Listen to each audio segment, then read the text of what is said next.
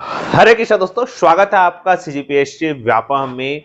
और छत्तीसगढ़ में बेरोजगार अभ्यर्थियों के लिए बहुप्रतीक्षित बोल सकते हैं पटवारी और राजस्व निरीक्षक के लगभग लगभग दोनों मिला के अगर हम बात करें तो 700 पदों पर जो जानकारी मिली है। जी हाँ, इसके साथ ही हॉस्टल वार्डन के 800 पद, उस पर भी हम विशेष चर्चा करेंगे।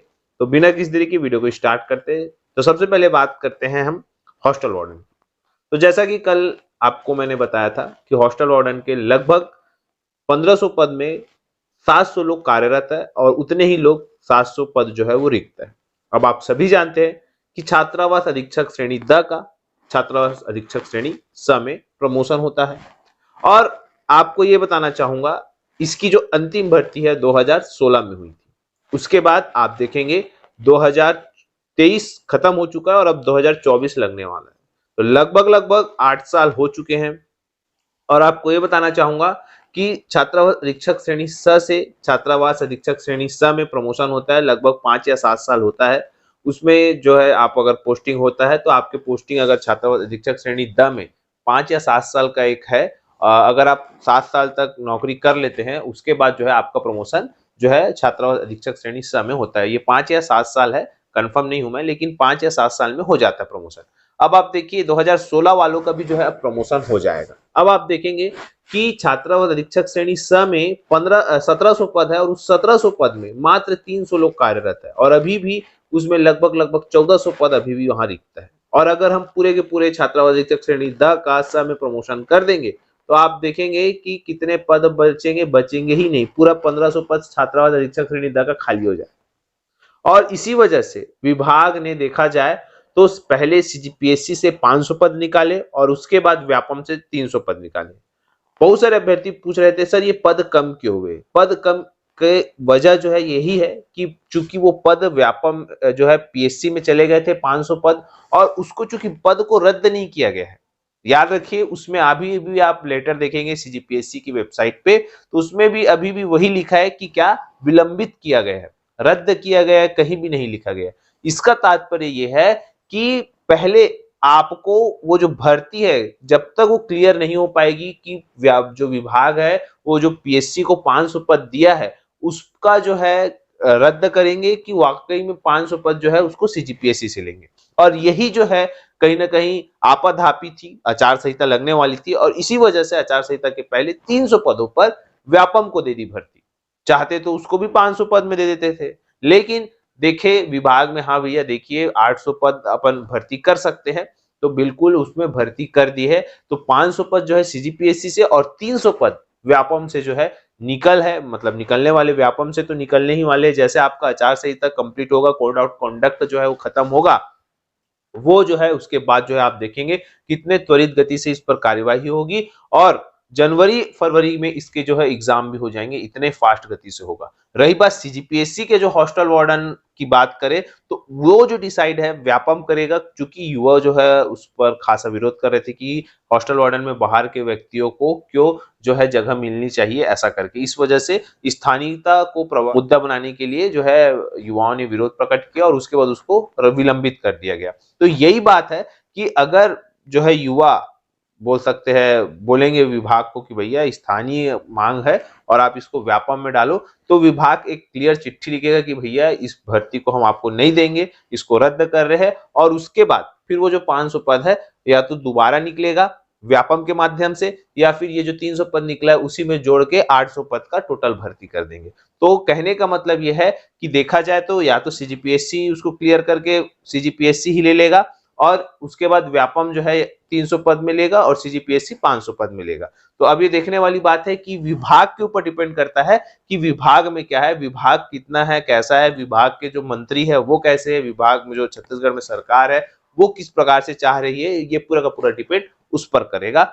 इस बात का आप जो है अपने दिमाग में बिठा लीजिए। लेकिन पद जो है बहुत सारे हैं, आपको यही कहना चाहूंगा। और याद रखिए जब पद ज्यादा रहते हैं तो कम नंबर वालों का भी जो है सिलेक्शन होता है। अब कम नंबर से तात्पर्य ये नहीं कि आप 150 में 4 नंबर भी पा रहे हो तो आपका सिलेक्शन होगा। लगभग लगभग 150 में अगर आप 100 105 के आसपास है तो बिल्कुल आपका जो चयन है वो होने के ज्यादा चांस है जब पद जो है वो 500 से ज्यादा होते हैं। तो बिल्कुल आप लोग मेहनत करते रहिएगा। रही बात, बहुत सारे अभ्यर्थीगण इसके सिलेबस के संबंध में चर्चा कर रहे हैं, सर इसका सिलेबस कैसा रहेगा? तो देखिए, जब विभाग एक है और पद भी वही है, वही पद आपके हॉस्टल वार्डन में सीजीपीएससी से आए और वही पद जो है व्यापम से आ रहे हैं, तो देखिए सिलेबस की जो संभावना है लगभग लगभग वही रहेंगे टॉपिक। हाँ, जो नंबरों की हेराफेरी है, जैसे कि अगर हम सीजीपीएससी की बात करें तो जो सीजीपीएससी 150 नंबर का ले रहा था, वो हो सकता है व्यापम में आपके जो है 100 नंबर का देखने को मिल सकता है। लेकिन ये पूरी संभावनाएं हैं, ऑफिशियल नोटिफिकेशन आने पर जो है आपको पूरा जो है बता दिया जाएगा। लेकिन जो सिलेबस है लगभग लगभग 50 से 80% जो है आपके वैसे ही रहेंगे, जैसे सीजीपीएससी ने हॉस्टल वार्डन का सिलेबस दिया था वैसा का वैसा, है ना। बाकी नंबरों की हेराफेरी जो है वो हो सकती है। अब बहुत ही महत्वपूर्ण टॉपिक पर चर्चा करते हैं, सीजीपीएससी में जो आपके व्यापम के जो पटवारी और राजस्व निरीक्षक, जी हाँ, इस पर भी जो है अपडेट मिली है और विभाग के द्वारा 9 नवंबर को जो है ये आपका वरिष्ठता सूची जारी किया गया था। आप विभाग की वेबसाइट पे आप देख सकते हैं। तो बताना ये चाहूंगा कि सबसे पहले कहानी यहाँ से चालू हुई थी कि राजस्व मंत्री जी थे हमारे छत्तीसगढ़ के, जयसिंह अग्रवाल जी थे, राजस्व मंत्री जी थे।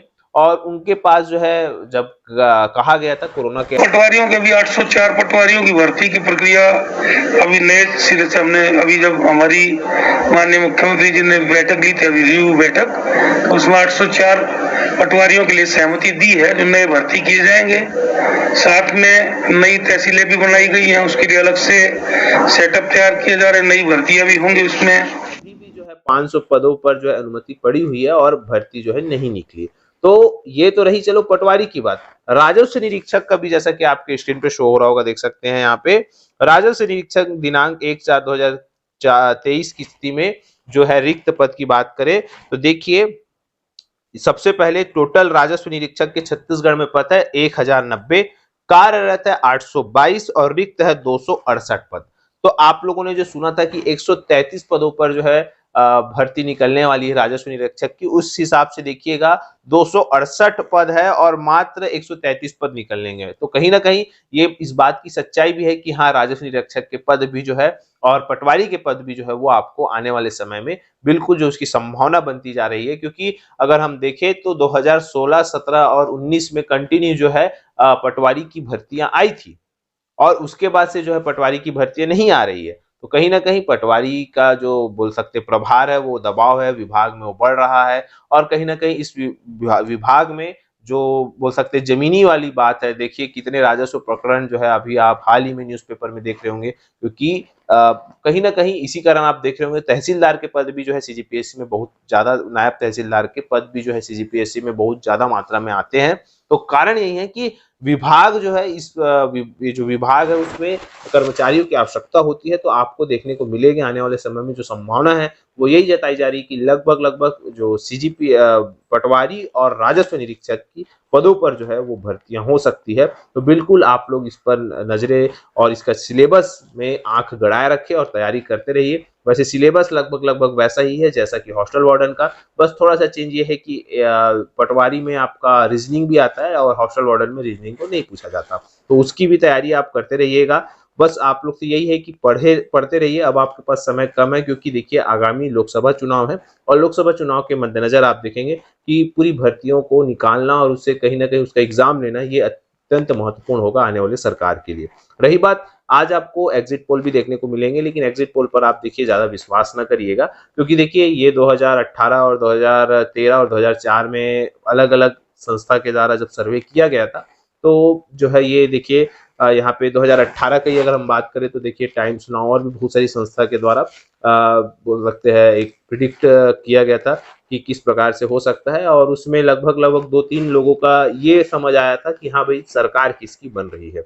सीट का तो थोड़ा नहीं है, लेकिन हाँ सरकार किसकी बन रही है ये एक संभावित जो है पता चल जाता है। अब देखने वाली बात है आज शाम 5 बजे के बाद क्या होता है। फिलहाल वीडियो यहीं तक, आशा करता हूँ आपको वीडियो अच्छा लगा होगा। अगर वीडियो अच्छा लगा तो इसे ज्यादा से ज्यादा तक शेयर, लाइक एंड सब्सक्राइब जरूर करें। वीडियो देखने के लिए आप सभी को बहुत बहुत धन्यवाद। आप सभी स्वस्थ रहे, मस्त रहे और पॉजिटिव रहे।